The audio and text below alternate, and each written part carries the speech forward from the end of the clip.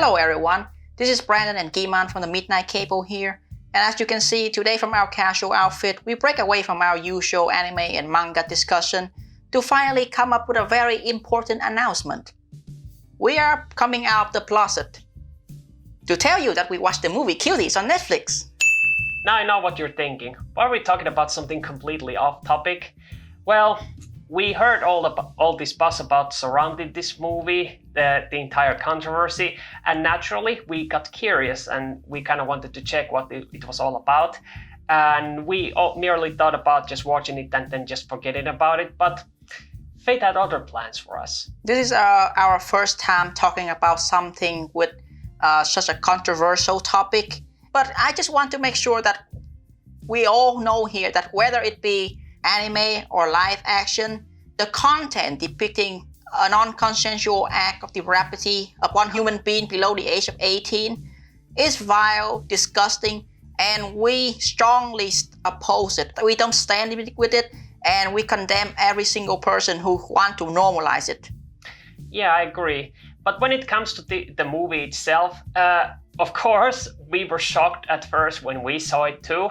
But when we compared our opinion with the rest of the people, we were surprised about the fact that our view didn't really match with the rest because, I mean, don't get me wrong, we certainly get why people are appalled by this movie, but that's really all they really talk about, the controversial elements. Not that I blame you, but I feel like that the rest of the movie deserves to be talked about the same length, especially considering that those other elements make this such a bad movie in the first place. And what do we mean by that exactly? Well, we're gonna be dissecting everything about this movie from the bad boy to the good boy. Think about the story and the character, and then we'll be talking about the other part later. That is because we want to prove that even without those other parts, this movie is just painfully average. And there will be timestamp on the screen to showcase to you which individual section we are talking about, which will be on the screen now. Yeah, and one last thing, we just want to point out that considering how controversial topic we are dealing with here, we wanted to make sure that we don't get any kind of facts wrong or that we talk out of line or out of ignorance. So I do hope that in the same manner that you would be compelled to watch the rest of this video before going on forming your own opinion about us and whether you choose to agree or disagree with us. And if you do like this video, please click the like button, subscribe, and hit the bell icon as we plan to bring you the same quality stuff in the future. And with that out of the way, I think we can start with actual reason why Cutie is bad by first giving a small recap about the general plot of the movie and then give our overall feeling about it. Yeah. If you have been living under a rock or tried to be blissfully ignorant about Cuties, allow me to fill you in what it's about. The story is about Ami, an 11-year-old girl from a Muslim family in France, who is going through a rough family situation as her mother is preparing her for a wedding ceremony, as Ami's father is returning home with a second wife to be part of the family. One day during school, she notices a group of girls who refer to themselves as Cuties, the rebellious delinquents dressed provocatively who cause trouble during school time and practice dancing during their free time in their secret hangout. Desperate to belong to somewhere and escape her stressful conservative family life, Ami embarks on a journey of self-destruction as she starts acting out against her mother and trying to be like the other Cuties. It involves dressing just like them, but also incorporating adult dance moves. As she spirals more deep into depression and anxiety, it all culminates into her realizing how too far she has sunk. At the end of the movie, her relationship with Cuties has been burned and with her mother severely damaged, but she's found peace and slowly trying to recover by just trying to be herself and be just like any other 11-year-old girl. Well, that's at least what the movie is trying to tell as its story, and that's the feeling that we kind of got from it. But to be honest, this is a bit messy when it comes to story development. Okay, I'm getting a bit ahead of myself, so I think we should first talk about our overall feelings. So let me recompose myself. So, Brandon, what did you think of Cuties? No, I'm not talking about those things that, girls give to boys. I'm talking about this movie. Well, if I have to be honest, I think this movie is just boring. There's nothing special or unique about it. It's just a painfully average movie that's trying to be smarter than it actually is. Sure, there are some good moments and some coherent plot line, especially in the first half of the movie. But the later half was just so confusing that there was no entertainment value to be found here. Yeah, and it's a shame too, considering that this movie has a potential to have a decent story, considering the interesting themes that it's going for, especially for coming of age drama.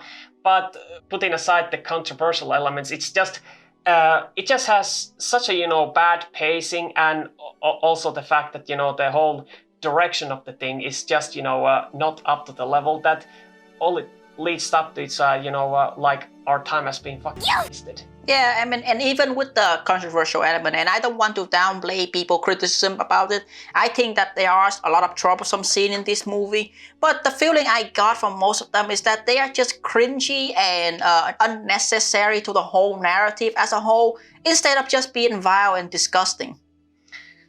Yeah, and but to make it perfectly clear, we will not be talking about the controversial parts right now, as we feel like that we should talk about the other parts of the movie first, as we feel like that every part has to be dissected, because we want to give merit and when it's due, and also condemn any kind of flaws.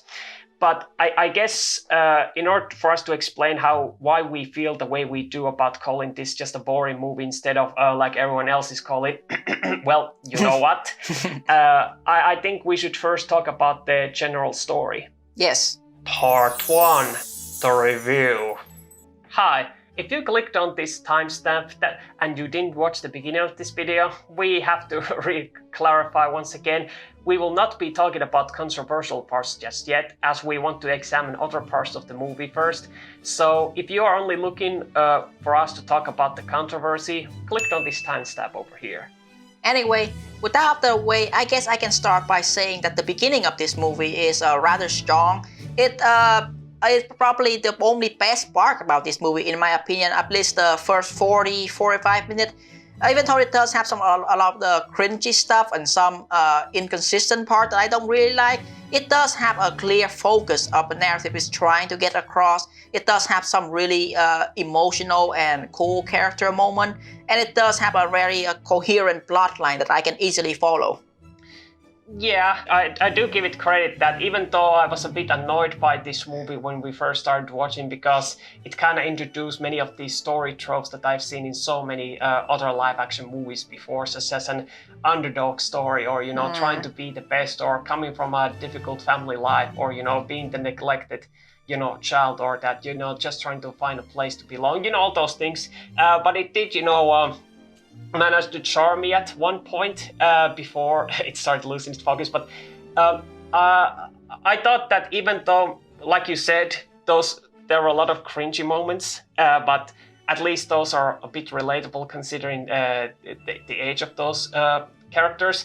But it's too bad that when the second half started, when things started to go out of control. I mean, like you said, the first half, had a clear focus, but by the second half, the story just tries to focus too much on many other kind of aspects, such as the many sects in the Muslim religion versus the French culture, the adults and the parents and their responsibility of looking after their children and what they are watching, and the social media's effect on the youth itself.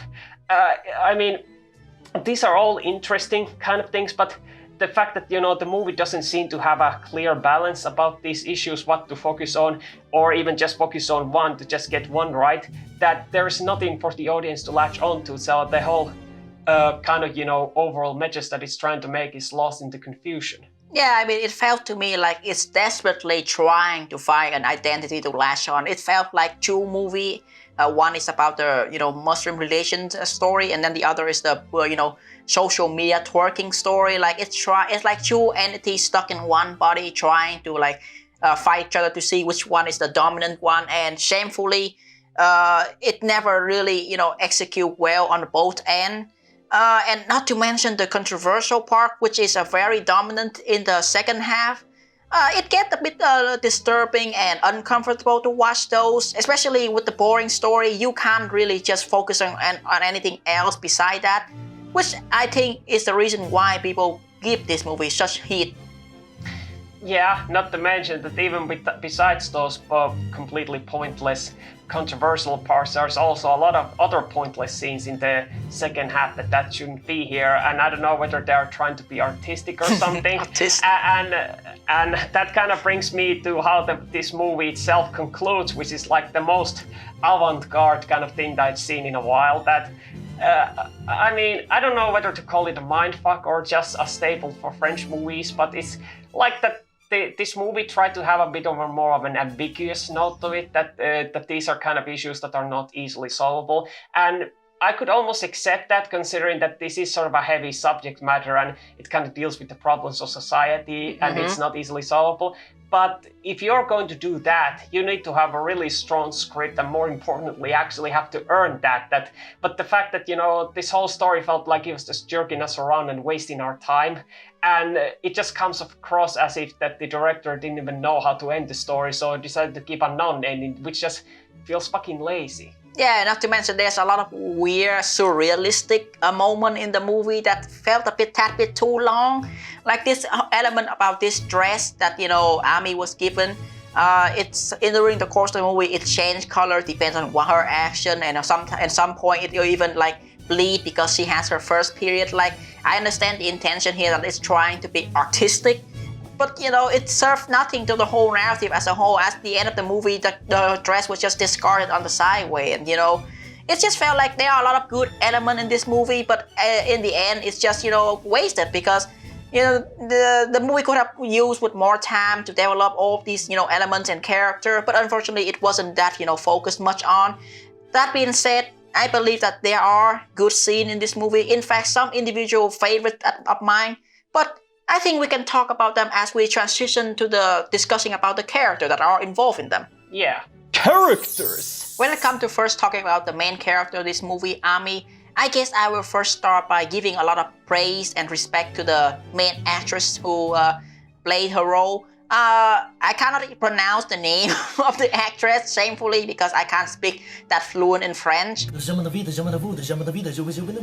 Yeah, we don't want to sound disrespectful or anything like that. But I think that she did a really phenomenal job as portraying this character because, usually there is a stigma in live action movie, especially Hollywood ones, that child actor cannot, do acting good. Like, they cannot control their expression or, do a really good, emotion in certain scene, and they just don't really follow the script really well. But for the actress that played Ami, I think, she managed to pull it off, and she carried the entire movie by herself with her sheer acting talent. Yeah, I mean, I don't know whether it's her sheer natural talent of its own or whether, the direction that was given to her was good, but whatever it was, it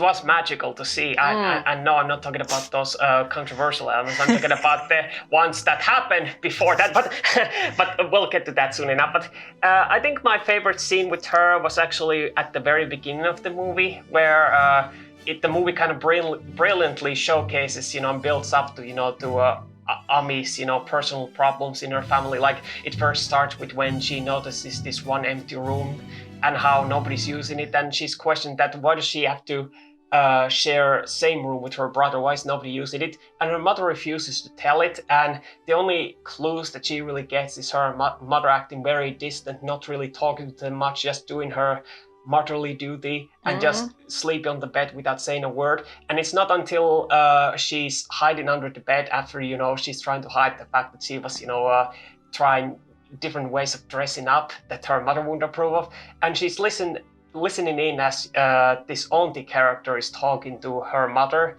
and how she has to call and tell everyone that her Ami's mother's husband is coming with a second wife, and that they're holding a wedding ceremony, and Ami's mother have to tell everyone because according to auntie that it's your duty as a woman. Yeah. And the fact she's trying to struggle to keep this sort of a a brave face both in front of her children and also with other people when she's calling. But when she feels like she's alone and not talking to anyone, she's just Ami is just listening, her mother just sobbing there that she just can't handle all this pressure. And I don't know how they did it with Ami's actress, but the way her wet face slowly transitions into just from sad to just outright crying, and that it felt genuine. It was it was heart-rending scene to watch, and I thought that Ami's actress did a wonderful job with that. Yeah, I mean, as for the character herself, she is somewhat relatable. I mean, kids these age, they really desperately try to find a way to fit in with their group of friends, and the way the character progression, I think it felt a bit unnatural, like it felt somewhat realistic. I mean, I know kids now, they are also like this. I mean, you sometimes, when you grow up, you just want to find like a real place you belong. And even though the story and the character might feel a bit generic, because I've seen this so many times before, I believe that at least her struggle is, somewhat relatable and engaging. And the way her story kind of ends, it was also somewhat satisfying, despite the fact that we didn't really get closer when it comes to the other character. Yeah, I mean, the ending was slightly satisfying, even though the movie didn't really deserve it all that much. But that's aside the point. But one other good thing about this movie, that it's not really just Ami who does a wonderful job, because I think the whole this whole movie is carried by these child actors, but mostly about Ami's actress and Angelica's actress, because I especially like that one scene where Ami goes to her apartment to meet Angelica, and she's only there with her brother that she doesn't get along with, and how they're talking about this dance routine and other stuff. But then Angelica brings up this topic, and how her parents never had the time to take care of her or even play with her, because they're too busy with the restaurant business. She's all by herself. And you can see this sort of connection that Angelica and Ami seem to have, but in different ways, that they both are finding ways to seek approval, or that's sort of a place to belong to. And one interesting thing that Angelica brings is this, that she's heard of this belief that if you have the same dream 3 times, it becomes true. And one dream that she has had is that when she goes into this competition, which happens at the end of the movie, that her parents would be there to watch it, and that she would win it, and they would just praise her and just tell her that she's good. And you can tell that she's not really a bad girl. They're like all the rest of the cuties, that she's they're just as confused, lonely, like Ami seems to be, and how she's just desperately just trying to seek approval, which also ties into Ami's journey, which is a bit different, because throughout the movie, her resentment towards her family just seems to keep building up and up, especially towards her father. Like at that exact same scene with Angelica, she says that I also had a dream recently. Oh, what it was about? And Ami just bitterly just says that for my father to never come home. And I thought that was heartbreaking to hear. That even though we have been seen throughout the movie for her to act out by dressing provocatively and stealing, you see where it's coming from, that she's full of this resentment and anger, and also the fact that she's not the only one, that it stems from the lack of parental guidance, the lack of authority figure, and any kind of actual decent person that she could look up to. Yeah, there's a clearly good contrast between the character here, but despite all that, they have the same character dynamic, and I really appreciate the relationship and the connection that these heroes have with each other, and it does pan out this very somewhat relatable and realistic portrayal of how kids nowadays can act. Like they can be nasty, they can be fighting each other, they can be at the same time innocent and violent, and not knowing what they're doing. But the one thing that I don't really like is that, maybe just a nitpicking of me, is that even though the movie does have a really clear focus on Ami and Angelica to somewhat extent, because it seems like they are friends, I kind of wish for that the other members of the Cuties have more of a character. because from what I see is that, oh, here's the fat one, oh, here's the mean one, here's the diversity hire one, like if they have nothing as character except for the fact that they are acting like actual kids. I kind of wish that if they go for such effort, like why not add some extra characterization to these other girls as well? Like, I mean, you can easily replace the diversity hire one with an Asian one or something, and then like have like a backstory that she came from the sweatshop or something. Oh, now you're trying to be SJW, aren't you? But I digress. I do believe that even though with all that nitpicking of mine, I think they really did a good job showcasing to us viewers that, these girls are naive and innocent and they don't really know the danger of what they are getting into. Exemplified by one scene where one of the girl, I think it was a diversity hire one, she was just going around showcasing this used condom, and then the other girl was just grossed out by it, and then they're like, whoa, look out, you're gonna get an infection or like a virus or something. It's a disease. You need to be like, clean up, and we have to inspect you, and then it lead to them just do like some soap on her mouth, and it just showcased that these girls are totally new to this world, and they really need the parental guidance, which they really didn't have, because all they know so far in their life is just social media. Yeah, which to the movie's credit, but they do manage to portray it really well that what they are doing is not because they know what it's about, that they really don't know what they are actually doing. And I think the strongest evidence to this is, in that one scene where Angelica and Ami are just hanging out, and they're looking at this phone where some of these young adult dancers are, just dancing around, and one of them, briefly shows a slight bit of nudity, and the only reaction that Ami and Angelica has is that, wow, she has a lot of likes, that, she's getting a lot of views. And to any normal person, I mean, any adult, that they would look at it, that there's something wrong here, that this shouldn't be here.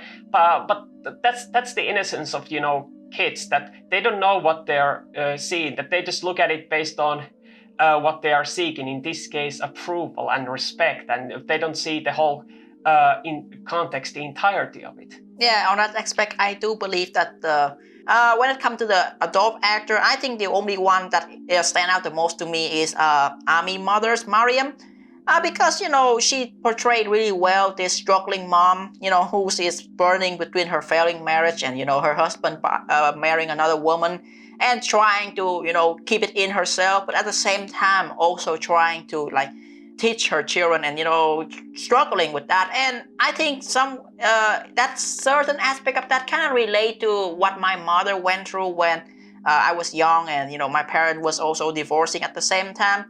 It's the only difference is that unlike my mother, Ami mother has this religion stigma that kind of tie her down, which is represented by the character of this auntie, who just there to say that, as a woman, you must fulfill your woman duty, and, just representing this conservative Muslim religion part of it.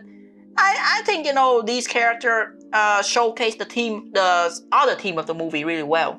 Yeah, and to be honest, besides them, there's only one other character who is worth talking about, is this male priest. I'm sorry if I got that wrong, because I don't know what a priest is called in Muslim religion. I don't know those concepts, so I apologize if I got that wrong. But anyway, in one scene of the movie where after Ami is being accused of being possessed by an evil spirit due to her recent actions, and after going through this weird exorcism ritual, she's visited by this male priest who just examines her and quickly comes to the conclusion that there's really nothing wrong with her, that she just has had difficult time due to family circumstances. And he even talks to Ami's mother and says that, I know what you're going through right now, and that if the stress proves too much for you, you have every right to leave this marriage, but please know that there is no evil spirit here.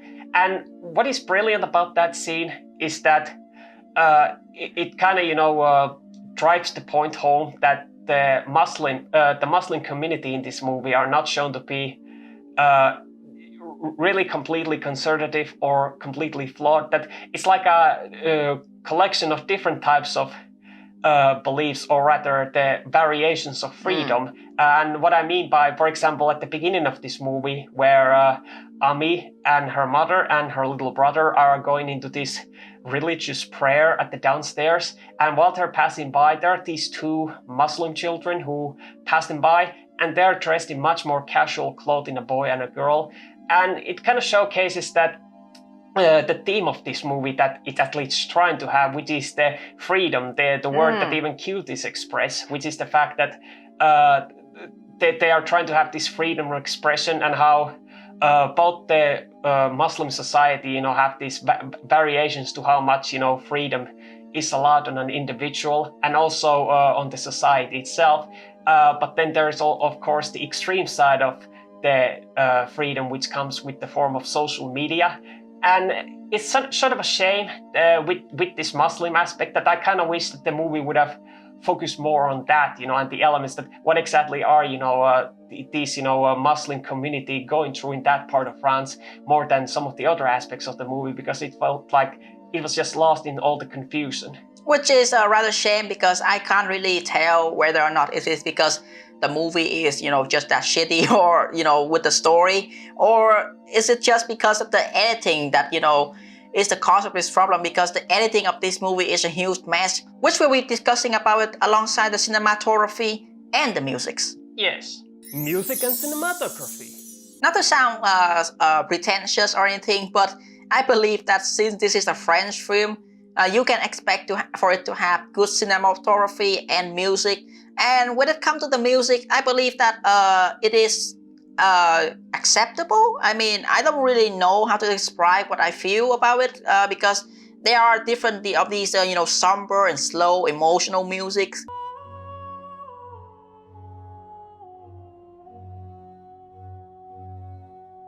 Mixed in with some moment where the movie doesn't have like any music at all to like make the emotional stuff more impactful.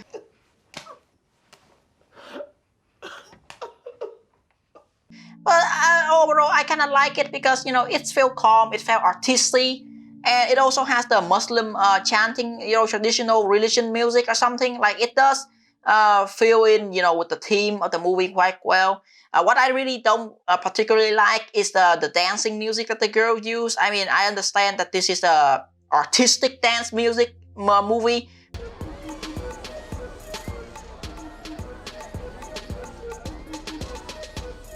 But like, you are using this weird Gen Z, Cardi B, like booty banging music, like look at my big fat pussy music, like, but I wonder it's just because I'm a boomer, or like I don't understand what the youth are listening nowadays.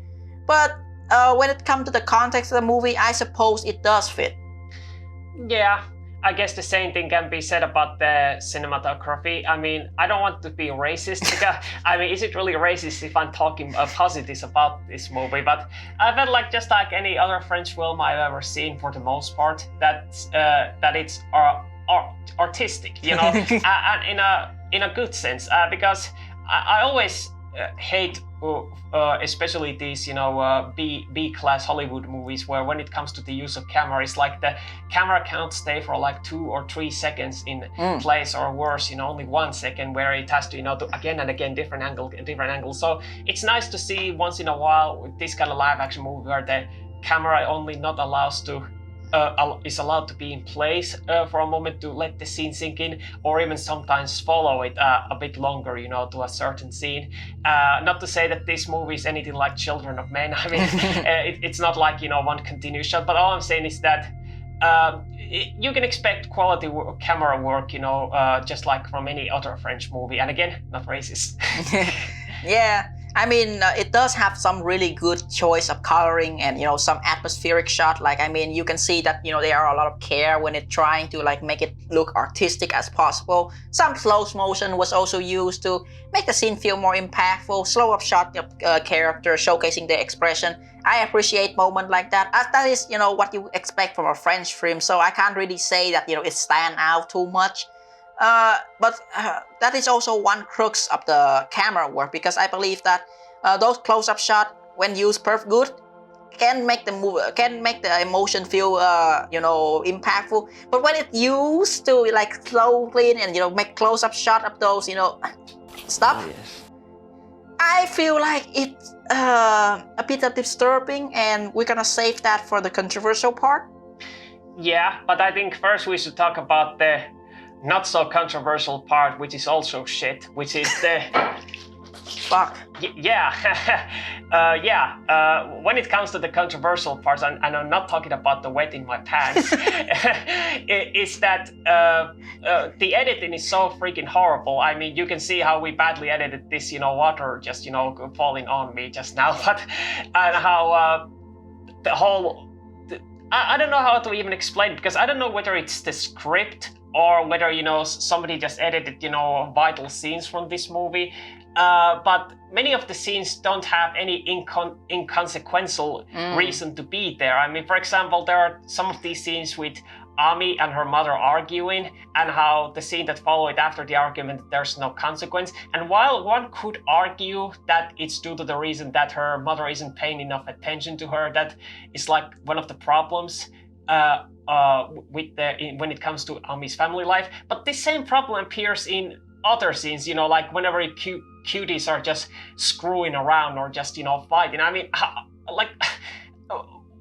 I could actually imagine that many of these scenes, they could just easily be just edited out, and this movie probably would then be 70 minutes long. Yeah, I mean, if I were to say in one simple word how I feel about the editing, I would say that it is chaotic. Like, it is a confusing mess, especially in the second half of the movie. And just like you said, there are a lot of moments that just felt confusing, and scenes are just fell out of place. Like, some scenes are just, either too long or either too short. Like, you don't really get to see the consequence of action, and you don't really get to see the emotional impact of stuff happening. And there's also a clear, distinct, chronological inconsistency when it comes to scene. Like, you don't even know like what time or like how much time period had passed during certain scene. Like, for example, when one scene where Ami and Angelica is just playing around eating candies, and they lock her brother in this bathroom, and then it kind of show that he caused some damage to the water and had it like leak out and stuff. Like,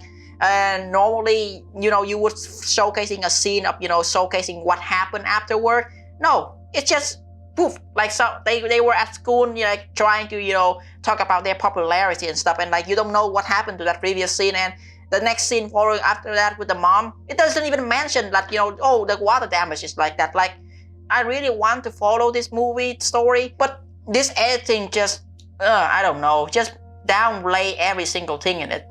And just like this water glass, having no inconsequence when it comes to the review that we are making, I think that the worst, pointless scenes of this movie are all of those, controversial parts, which I guess we have been beating around the bush too much, so I guess we should finally address them. Yes. Part 2, the controversy. Hi, if you clicked on this timestamp, that means that you clearly don't care about the plot of this movie, or why am I suddenly wet all of a sudden, and you just want to listen to dumbasses talking about the controversy for 20 minutes straight. Well, not that I can blame you. I mean, you gotta do what you gotta do to earn those social points. Yeah, and with that being said, I guess I can start by saying that, to be honest, when I first heard about the controversial stuff and how disgusting it is, because people have been telling it to me, I kind of like coming into this movie expecting the worst, Like, I mean, I expecting some really heinous shit going on when it comes to these, portrayal of, exploitation and abusive toward your children. But while I believe that the movie does have some of those, controversial and disturbing moments, in fact, there's a lot, especially with how the camera is, just badly placed and focused on too much on a long time in one certain part of the girl body.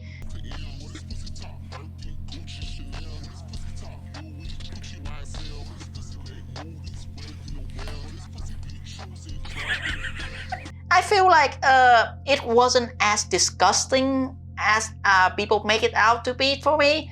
Like, it was just cringy most of the time, to be honest. Yeah, I mean, don't get me wrong. When I first saw, one scene out of this movie out of context, which was the one that is currently circulating with high views on Twitter, which I believe my brother actually showed to me, which is in the climax of the movie. And no, that's not a pun, you sick perverts, where, you know, they're at that dance floor dancing at, you know, in the competition. And when I saw that, I was like, oh, fuck, you know, I felt like pouring eye bleach all over myself.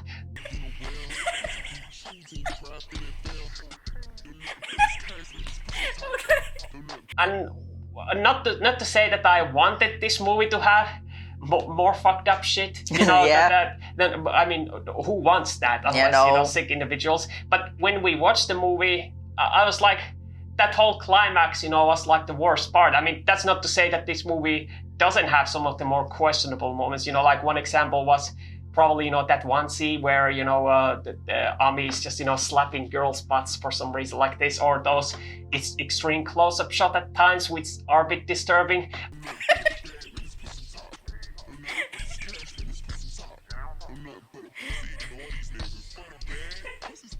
Yeah.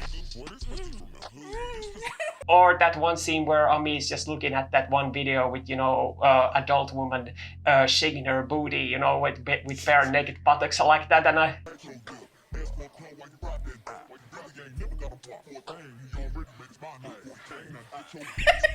I can definitely see where all this anger and controversy is coming from, but at the same time, the way everyone portrayed this, that this is child pornography, that this is made by a pedophile, that I thought I expected the worst, but there wasn't even any real nudity aside from, you know, those two scenes with the adult actors, but not with children. And it's like,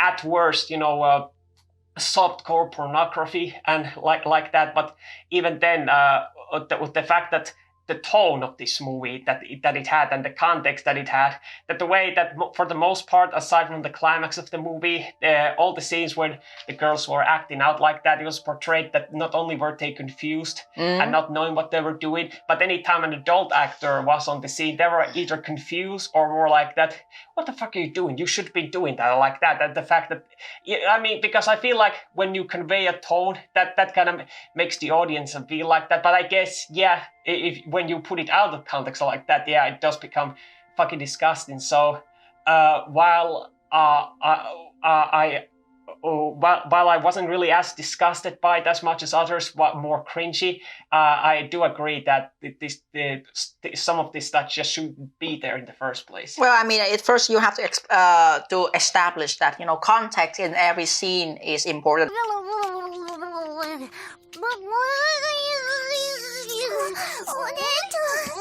Especially when it deals with like a controversial topic with this much of a scene.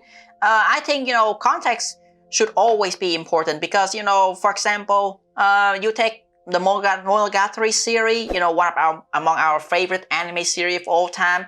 It has a lot of moments where you could say that, oh my god, this is some pedophile shit, you know what I mean?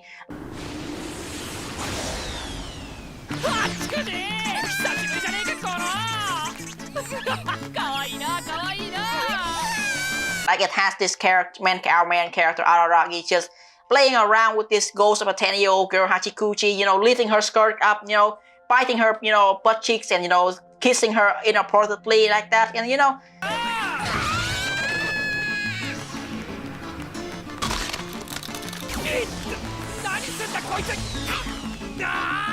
On surface level, you can say, oh my god, he's a sick fuck pervert. Like, what are you doing? Like, and like, these scenes should not be allowed in this type of story. But like, when you understand the context behind why he did this action, like, you know, you understand that she's a ghost, and you know, no one can see her beside him, and he is just doing those actions because, you know, he genuinely care about her. Like, you know, he loved her because he you know, pity her for dying so young, and that's why he do those type of stuff. 失礼噛みました。大好きでしたよ、荒木さん。And I mean, it is important to establish here that, even with context, sometimes if you like push around the boundary a bit too much, it might be not, it will turn to be, unacceptable. And it is true when it comes to this movie, because I said, anime is anime, it is fiction, but like when it comes to live action, the portrayal using little children, it should be taken with a bit more care. And in that way, I say that even with the context added on, I cannot approve the way these scenes are filmed or the way that the, director kind of directed it.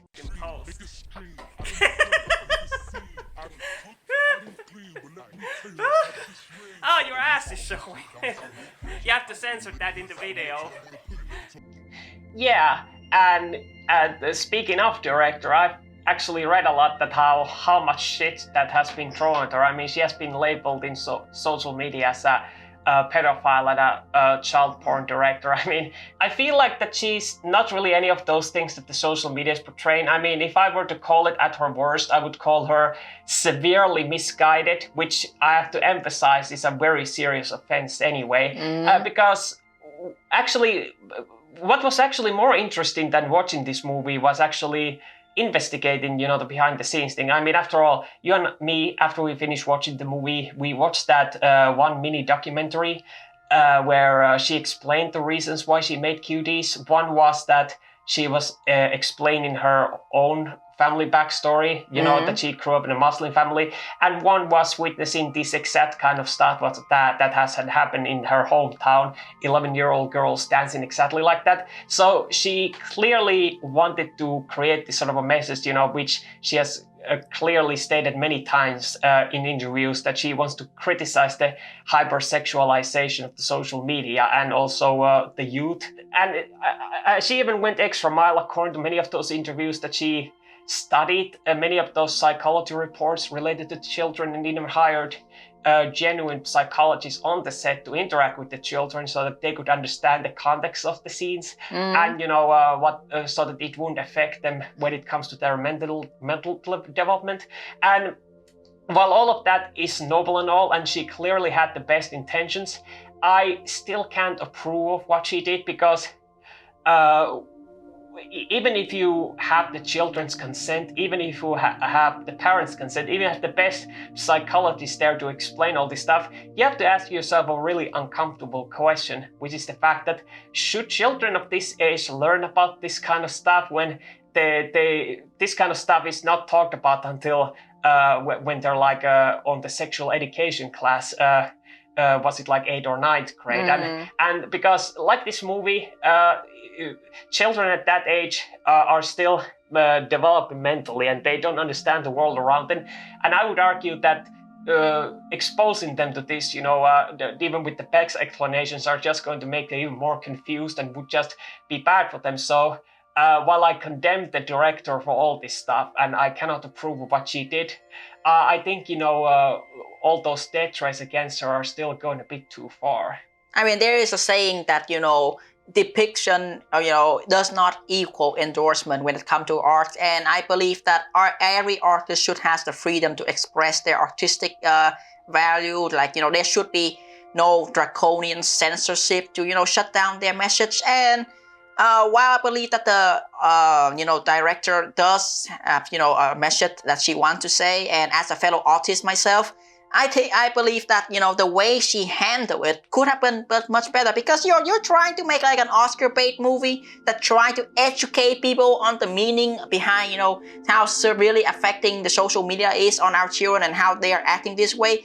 Like, you can just make it without the disturbing part. Like, you can use less, focus with the camera, and you can, I believe there are many different ways like she could handle this much better. And one way I think about is just, make this like a, change the script a bit so that it's like, the character are like 15s and, is 14 years old. Because, I'm willing to argue with you and say that, even at that age, they still, are influenced by, social media just the same like an 11 or 12-year-old did. Because, when you look at kids nowadays, they say stuff like, you're a simp or you're gay, without knowing the really context behind what those words mean, and it might hurt people. Just stay, could you pass me up that energy drink? Hey! Oh, thanks, buddy. This tastes is gay, man. Why does it taste gay, dude? Because you're a simp.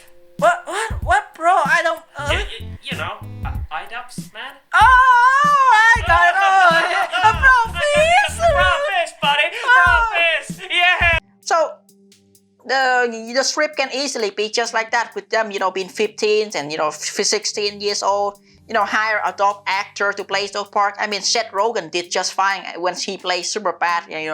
So why can't they do something like this? She's down to fuck, man. P and G. She wants to fuck, man.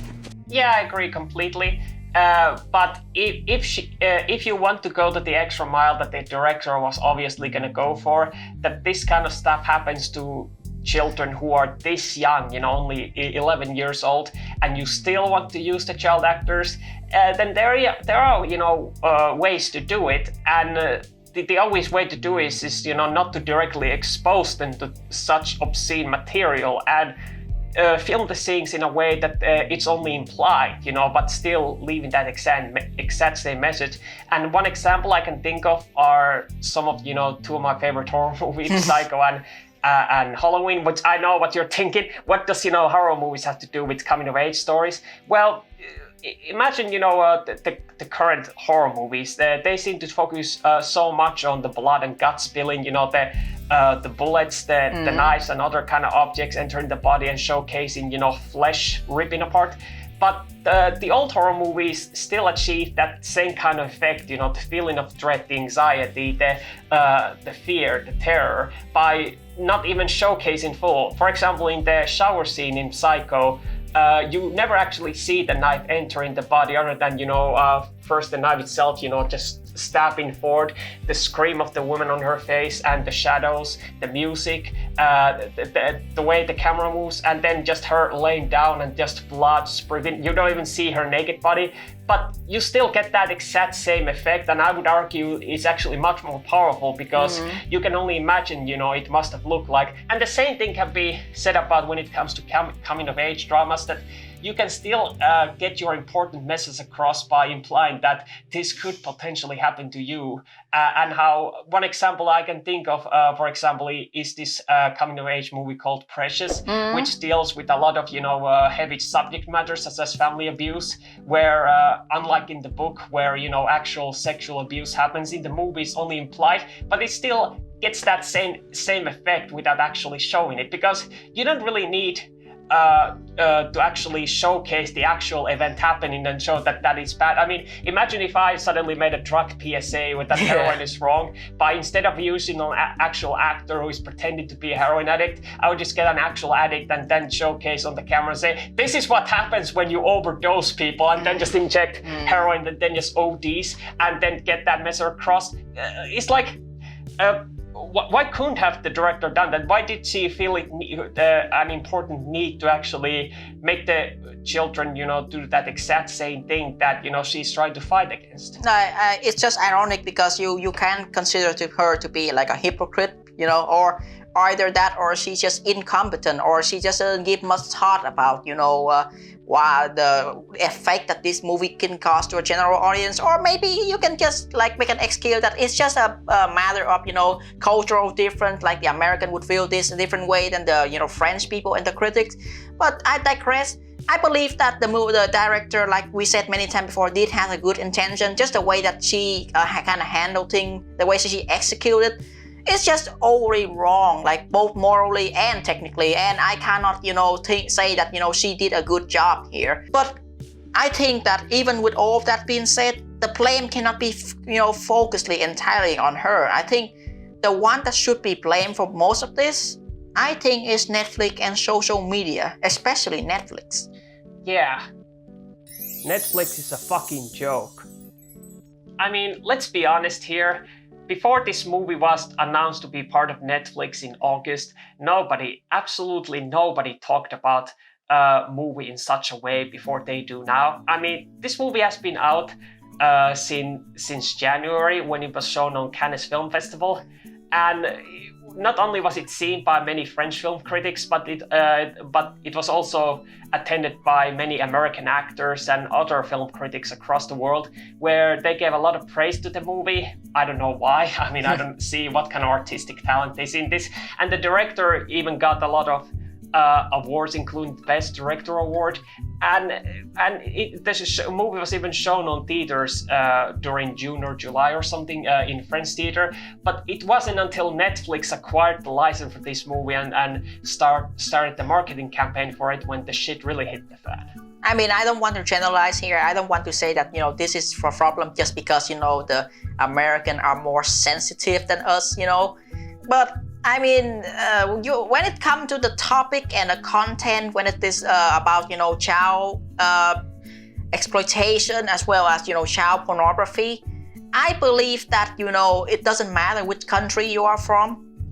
That thing is taboo and, vile and disgusting. And especially in a European country like we are in, like that thing is even more strict.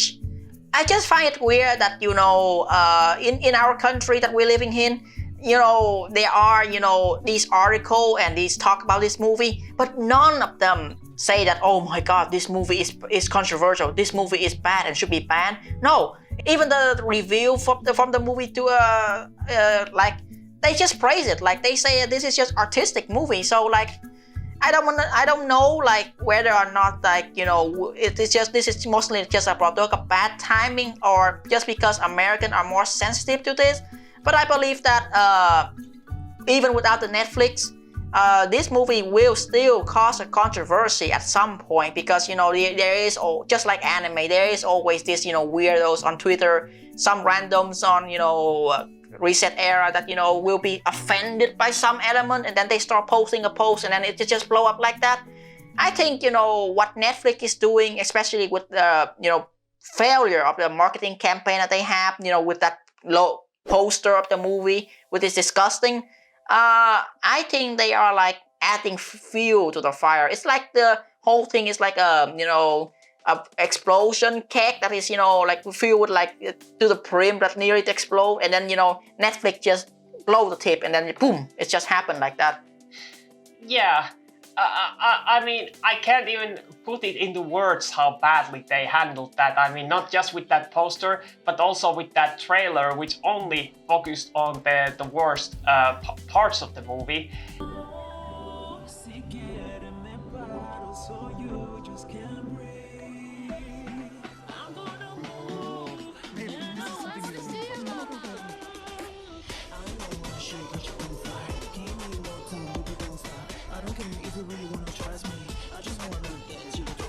What was worse, that they didn't consult the director when it came to marketing at all. I mean, the closest thing that she got when it came to consulting was after the controversy with the CEO of Netflix just calling to apologize that they marketed the way it did. They didn't even bother to use the original poster of the movie, which seemed to represent the theme of the movie much better. It was less offensive and it was more about like it shows the cityscape and the children, just walking around having fun. But that because the movie is not just about the cuties and then, dancing booty like that. It's about the entirety of it. Yeah, I mean, while we actually has no evidence to support it, but we did discuss this to many people, especially we have a talk with your dad, and he kind of give this, really interesting perspective on this matter.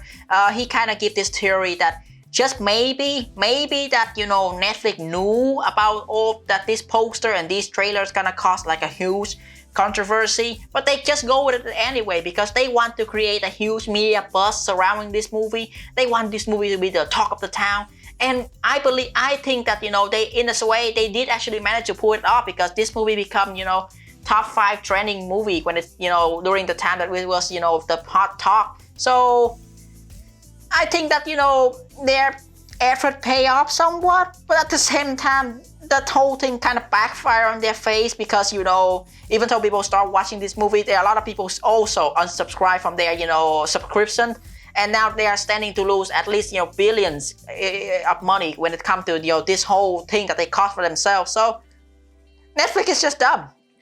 Yeah, I can definitely see them do that. And while I know what people are thinking, that what kind of tinfoil hat you and I are actually wearing, but this is not really the first time when Netflix has benefited from a controversy caused by a movie. And one what's actually happened quite recently with that one movie, 365 Days, this sort of a Polish erotic sex film, where that's what it basically is, where a man is trying to seduce a woman by kidnapping her and then subjecting her to 365 days isolations with him by somehow making her fall in love with him by Stockholm syndrome.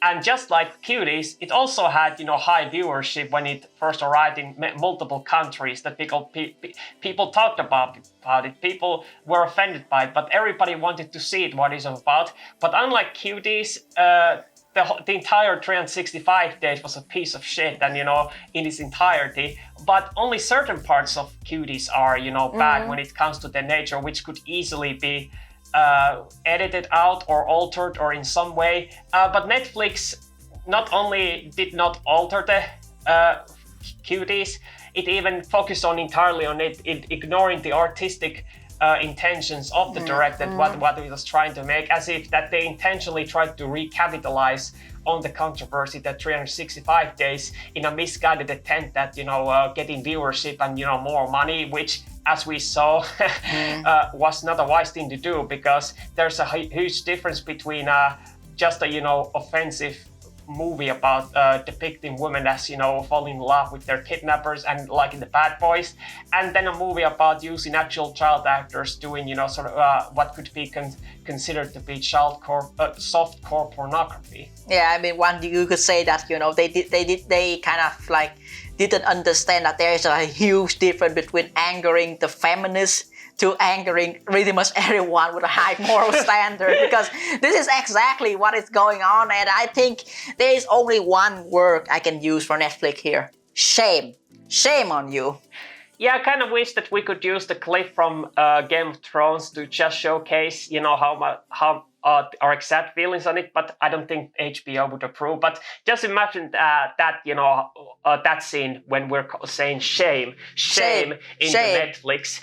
But as much as we like to shit on Netflix and calling what a scummy company they are, that's not to say that the social media and everyone else talking about it made this controversy any easier, as they just added more fuel to the fire. Yeah. The absence of independent thought. I guess what we could start with is the mentality that 90% of the people seem to have towards this movie, because they seem to believe that liking this movie equals also supporting the artistic direction and also the use of child actors, and hate of this movie equals to also condemning the subject matter in its entirety. And I don't think that's really the genuine way to review a movie. I think each content should be separated. So I think it should be more like this, like two different axes. There is the like and hate and support and not support, while everyone else is here at the bottom, where not only do they not support, but they hate the movie with its guts. And not only are everyone else here like supporting the movie, but also loving it, like it's second coming of Jesus Christ or something like that. And when it comes to our position, we are somewhere around here, that we don't outright hate the movie, but we also don't like it. And we definitely don't approve of the subject matter that appears in this movie and how the children used, but we don't think it's as bad as other people seem to think. But we are also not really on neutral territory. We are slightly hugging the wall over here. We just feel like that this controversy should not be blown up to this extent, as it might negatively affect all the people that were involved in the making of this movie. Yeah, and I mean, like I said so many times before, especially during our discussion of the story, the movie clearly is just, a misguided, artistic, educational movie that's trying to sweep award at the Academy, because it has artistic film value and, controversial yet daring and brave topic, that, it's gonna win Oscar and, the critics just gonna excuse the, problematic part. I think that way of thinking is wrong, especially for most of the critics, because, when it comes to Academy, award, these critics are just smelling their own ass and, just saying, oh my God, this movie has such artistic value. It deserves to get an Oscar. One example I can give is like Boyhood.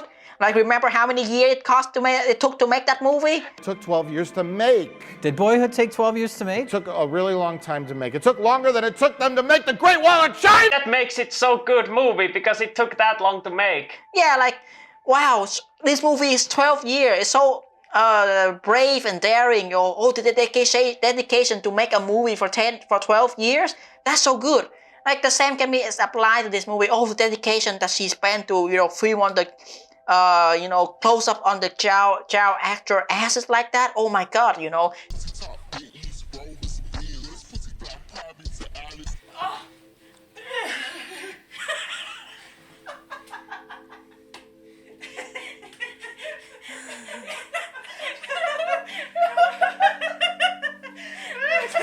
She's so daring and brave. Like, I can't stand the critics seriously at all, even though they do point out some of the good part of this movie. But this movie generally is just, and painfully average. And the way that the critics just, review it and say that, he's a coming up Christ, masterpiece like that, it just felt like really not authentic at all to me. Yeah, especially those that didn't review this movie before this whole controversy started. I mean, while some of those critics that reviewed it when it was first shown on Cannes might have some genuine points, even though I really don't see how they can see this as sort of an artistic masterpiece. But when it comes to these critics who only reacted to how the social media reacted, and how this one critic I can remember who was all like that, if you don't watch this movie, you clearly cannot see the artistic beauty of this movie, and you don't have the high enough IQ to understand it. And while I only slightly, at emphasis on slightly, partially agree that one cannot form an opinion or judge a movie without having seen it. I mean, one can judge the subject matter that might offend them, and that's something that they don't approve of, or something that they might be offended, that they don't have to see the movie. I mean, nobody's forced to watch this movie. This is like the most unimportant movie when it comes to the directing. I mean, the message is important, but when it comes to the movie itself, it's so boring and like that. But I still don't approve that way of tone that many of these critics have, that they just look down on people. It's like that they think that they're much smarter than everyone, and that's why they many times give awards to many of these movies that public don't seem to like, just to spite them, to show that they're smarter than everyone else. Yeah, and it's not even just the critics that misguide the general public. I think also the YouTuber are also misguiding their fans, because most of them, from what I've seen, just didn't even watch the movie at all and just milking this whole thing. Not that we blame them, we are doing that too. But like, all I see from them is that they just focus so much on, oh my God, this movie is so controversial. Oh my God, this movie is bad. Like, look at how bad these scenes are. Like, none of them even like sit down, aside from a really, really tiny few, to talk about like what is the bad merit of stuff about this movie, what is the good merit of it. Like, no one like go into deep detail and discuss like in a more civilized manner. Instead, most of them chose to just milk the shit out of this controversy. And the one example, like the worst possible example I can give, is the fucking quartering. I mean, how many fucking video can one person make on the same topic? Like, he make 10 fucking video about this whole more controversy and just keep milking and milking them. Like, I know at the end of the day, YouTuber has to have bread on the table. Like, what you are doing here, like, but how can like, one person just make like 10 video up just one simple subject, and then, people just eating it up? Like, I mean, you're just running out of originality, and you're just being obsessed about one thing. Like, it just doesn't come out as genuine at all. Yeah, I mean, I can get that if some people want to do a simple video like this where they just stand behind the camera and just talk and just make one video, because after all, when opportunity presents itself, you could, potentially gain new viewers and subscribers. I mean, that's what we are doing right now. But if you are going to make, multiple videos instead of just one, that you actually have to have, some actual effort, something new to bring to the table, not something that you kind of keep repeating that, oh, this is bad, this is bad, this is bad, and just react to something like the lowest effort. That he's such a money whore when it comes to that. But that's not to say that that those who do quality content are immune to this, because there are some fellow YouTubers that you and I genuinely respect and like and subscribe to, who have kind of fallen into this trap where they kind of follow everyone else's opinion and not even bothering to research that much. And I think you know what I'm talking about, and the one that I also brought to your attention, Critical. Yeah, I mean, I really look up to Charlie as a YouTuber. I mean, he's one of my inspiration when it comes to creating this channel, because the way he expresses his opinion, sometimes controversial at times, but the way that, he has his own unique sense of humor, sometimes over-exaggerate stuff, like how he said that, the exorcism scene in this movie is like a wet t-shirt contest. Fucking wet t-shirt contest where then she breaks out into a fucking twerking frenzy because they've exorcised the demon of ass shaking. Not that I blame him. I mean, he has his own brand of humor that sometimes can work for other people. And I do stand with him that, he is leaving this message that, this, child exploitation type of movie, this pedophile act should be absolutely condemned, and I agree, and I stand with him on that. I think the way that he kind of, portrayed this movie, the way that he said that this movie is bad and this movie is shit. It is an entire movie that sexualizes kids for the entire runtime. Objection!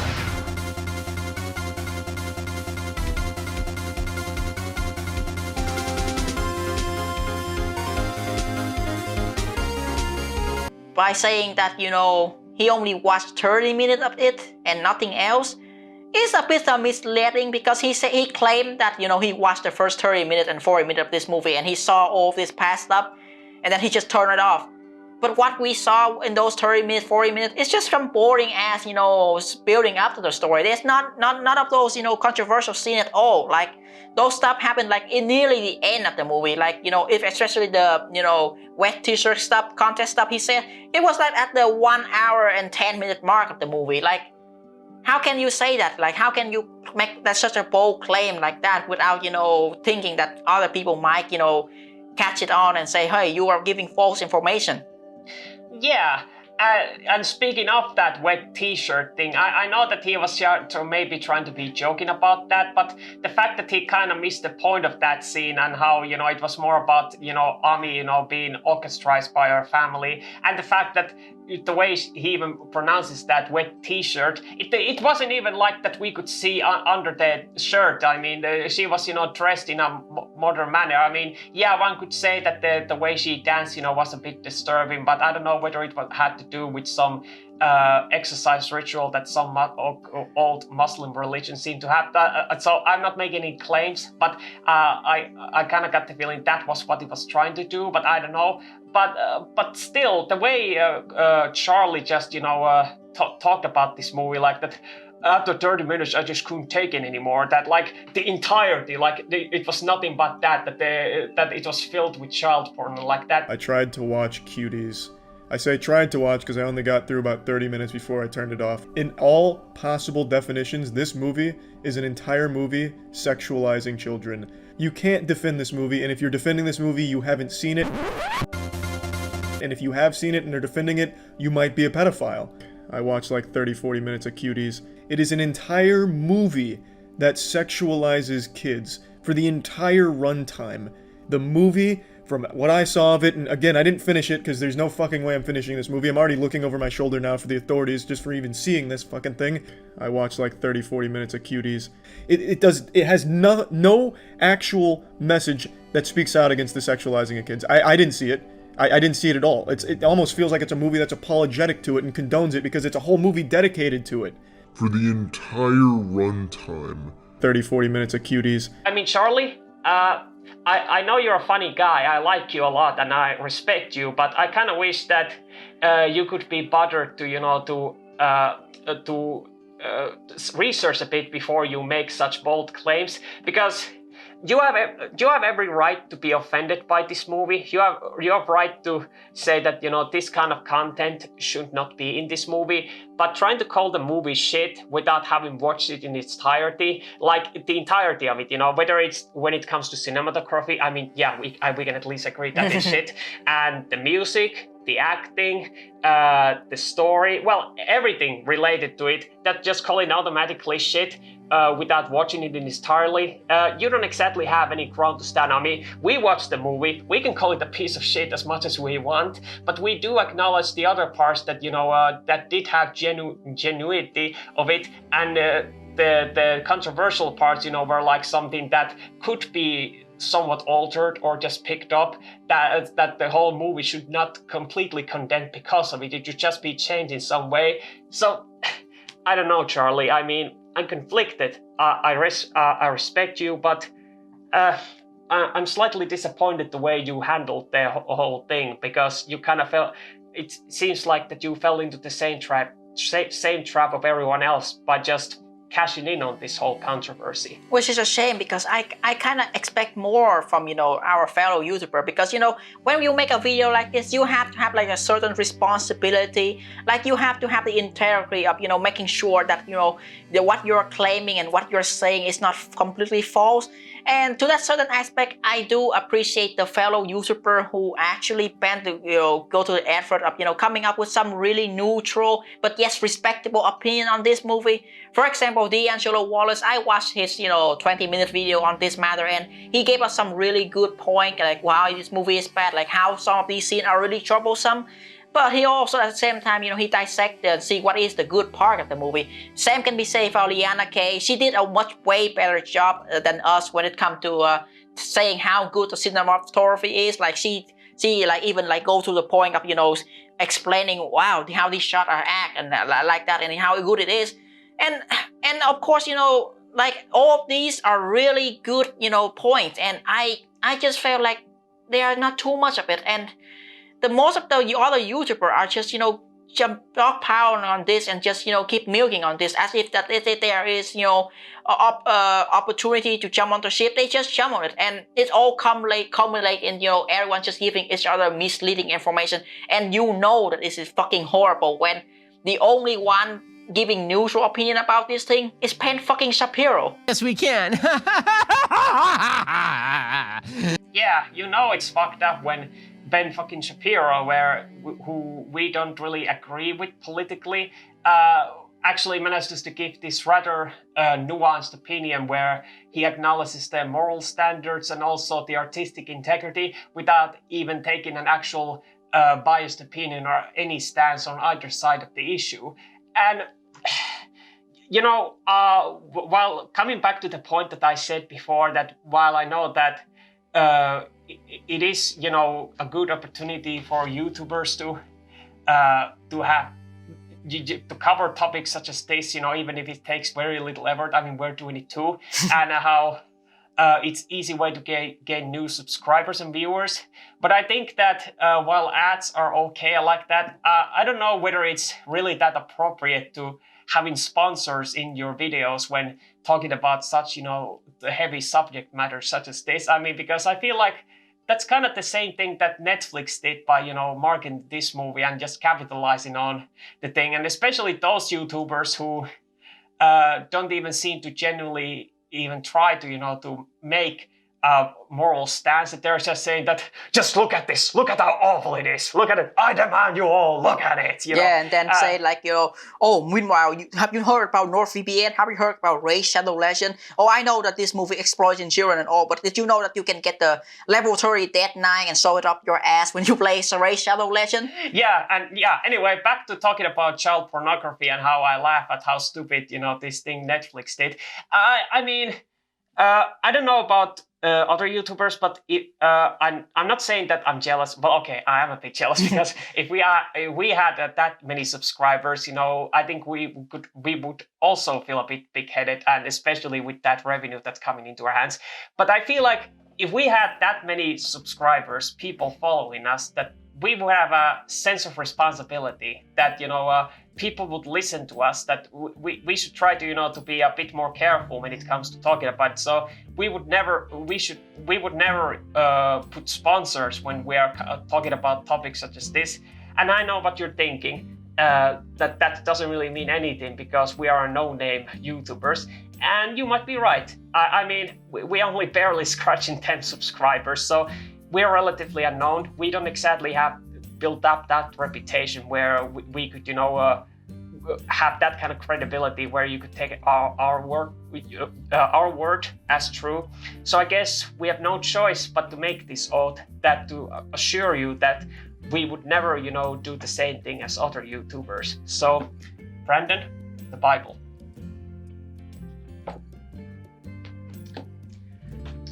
I, Gimon, speaking on behalf of Gimon and Brandon from Midnight Cable, swear that we would never use any kind of sponsor ads in the middle of the video while talking about heavy subject matters such as this.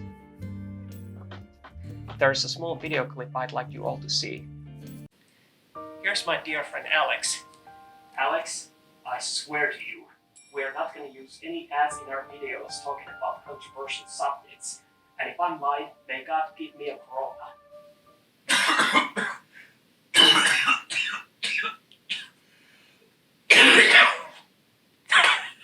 Back to you in the studio. Which brings me back to another topic that we can talk about next, which is even though we did criticize the critics and the YouTuber, I think we can also criticize the general public, the people on social media who blindly follow the, YouTuber opinion. Because I think that, nowadays people don't just have any opinion for themselves anymore. Yeah, because I kind of feel like that ever since the internet evolved to the point that it did, that the sense of anonymity that it allowed people to have, that it was easy to give this, really basic opinion or even a really extreme one without having any kind of consequence or even having to care about it, that the subject of having a sort of a more complicated opinion, is sort of, non-existent. And they especially follow these people who just give this, they love it, they hate it, and just then follow it like a flock of sheep. Because that's the way you and I decided that we structure our videos like this, where we go about different topics, be it movies, series, music, or anything that we decide to cover, that we focus on the individual pieces before covering how it all fits together. Because nothing is truly perfect. Some things are. It's kind of like yin and yang, I mean, you should know because you came from a, rice farm, so you should know this philosophy. And how just like there is slight good in every heinous thing, there is also slightly bad in, every what appears to be perfect thing at first glance. And I kind of wish that, people would be a bit more brave when it comes to, to showcasing a bit more complicated opinions, that be independent thinkers, that instead of, just love and hate, it's more like that you liked it at this much, or you liked it this, but you didn't like about this bit, or you didn't like it this much, like complex opinions, because we don't expect anyone to agree with our opinion, that actually we want people to challenge our opinion about different subject matters, even this, and that they could bring a different perspective, and then we could think that, I never thought about it that way. That allows us to, to see new ways of, viewing things, because art is subjective, and as a fellow artist yourself, while I'm not trying to be pretentious or anything like that, because I'm far from, being an actual intellectual, I'm just a dumbass, just doing this on a spare time as a hobby. But I'm saying that everyone has their own opinion. They should not be afraid to express it. And the last thing we would want is that they just completely blindly just follow someone, because it feels like people nowadays are just these 12-year-olds who drink nothing but Monster Energy drink, play Fortnite, and just follow fucking PewDiePie all day. Yeah, I mean, especially when it comes to PewDiePie, because I want to say firsthand that I respect him totally when it comes to not involving in this controversy or drama whatsoever. But like, have you ever sit down and consider the damage it would cause, like the explosion, how much of a shitstorm it could cause if someone with 107 million subscribers, theoretically just show up and say that, oh my god, I didn't watch this movie, but, in my opinion, it is shit and you should condemn it? Do I look retarded enough? Yes. Yes! Let's see what's on YouTube today. Hi there everyone, my name is PewDiePie! Yes, yes, yes. A new video from our royal king. Finally, the coffee can be served. So recently everybody has been talking about the movie Cuties in social media. Now let me be clear, it is a bad movie. Downright horrendous. Oh my god, I love you, Pewd. Long live the 12 years old army. Now even though I haven't seen the movie, I condemn it as it is nothing more than child porn. Yes, preach it, Pewd. I help you war against T-Series by liking your videos. Yes! And if you disagree with me, you're a pedophile and a simp. Simp, simp, simp, simp, simp! So that's all for today, folks. And remember to subscribe to my already 100 million subscriber channel. What did he just say? I have to cancel Netflix. I have to cancel Netflix.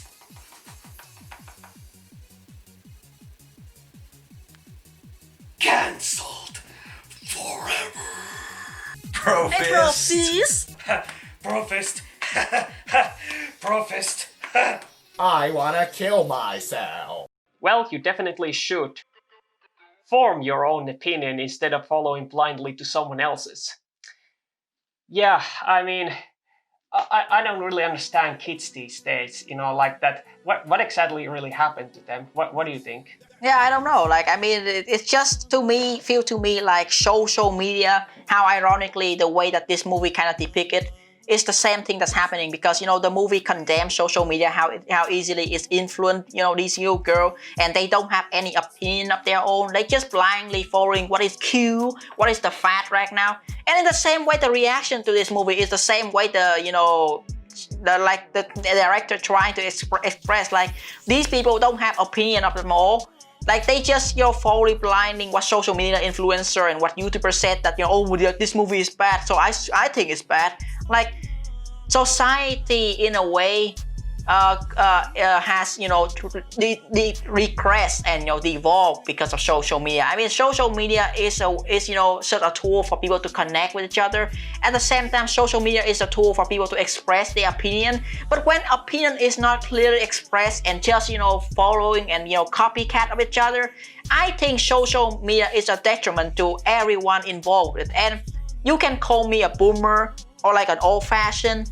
There are a moral that I stand behind. There are lines that I'm not willing to cross. And the one line that I don't want to cross here is to allow my children to be influenced by social media. Because I think we as parents should take a much more care of our children. Like, we should not let them use, YouTube or use iPad when they're like 2 or 3 years old. Like, what the fuck happened to, toys that, these wood toys that you put together like this? What happened to fucking, these, like, playing with rocks and shit when you were young? Like, nowadays kids just, when they are, 2 or 3 years old, hey, here's this iPad. Hey, here, watch this, Baby Shark song on YouTube and stuff like that. Like, this is the worst case scenario I can think of. And I don't want to be edgy here.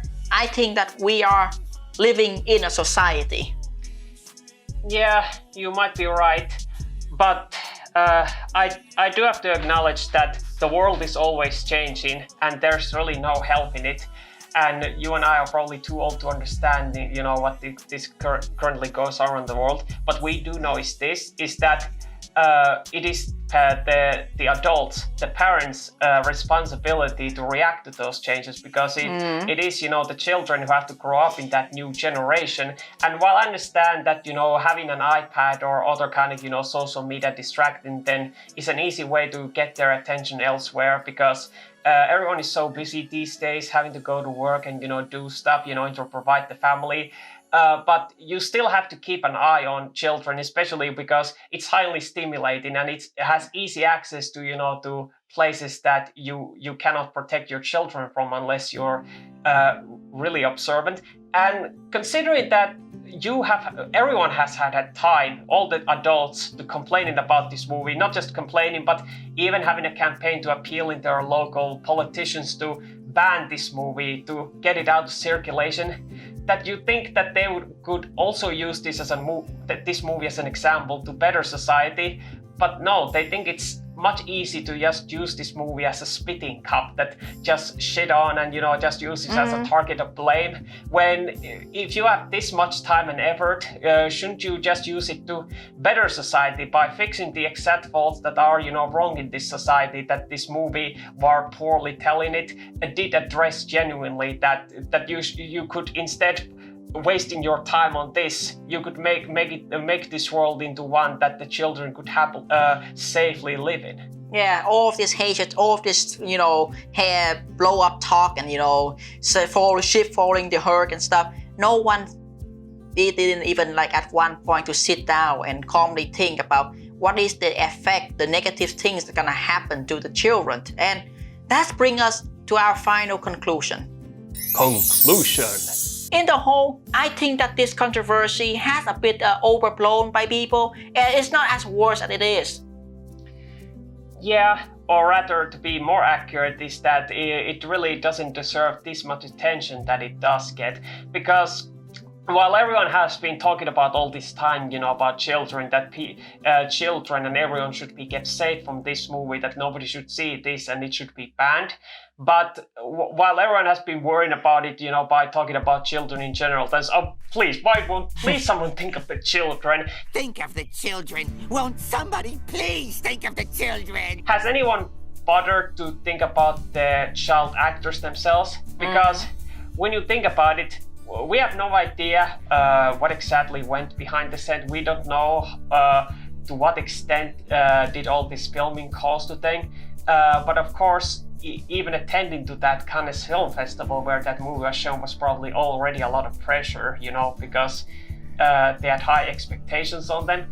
And now that this movie has been basically labeled by everyone as child porn, how exactly is it going to affect these child actors? That regardless whether they are, going to pursue further an acting career or just go back to their normal lives, because I expect that this is just one movie that they're going to be a part of. But they still live in, their own regular homes. And now that everyone knows that they were part of this movie, are they going to be labeled by everyone, they know as that, oh, you were in that child porn movie, you're a child porn actress, the first of its kind. That I can't imagine the amount of mental strain, the amount of pressure, the kind of fucked up shit that they must have to go through. And it's all because this movie deserves way too much attention for everyone.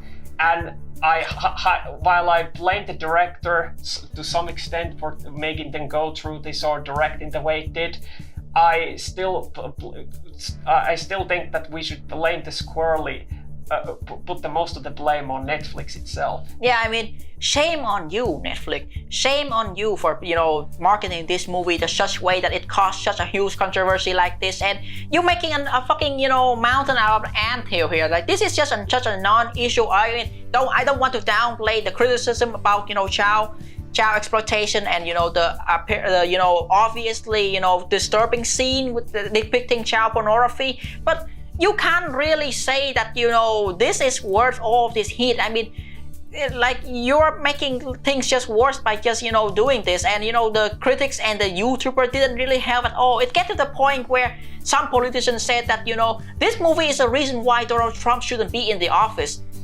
Yes, while I agree that Donald Trump shouldn't be in the White House at all, I don't think that this is because of this movie, and people are just missing the point. The point here is that these young child actors, they already did the movie.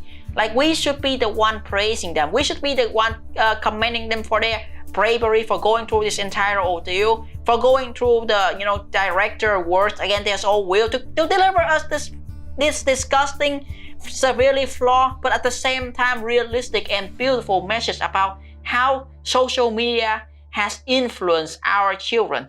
Yeah, it is rather sad that in all of this fucking talk that nobody has bothered to talk to these child actors, and I believe we should at least be the ones to talk to them. So This next segment, I want to dedicate it by talking directly to the child actors themselves, as I have something to say.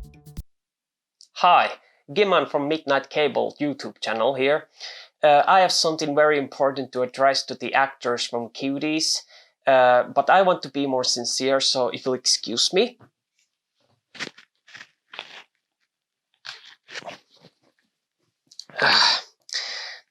I have something personal I want to say to, to the actors of Amy and every other child actor in this movie, so here it goes.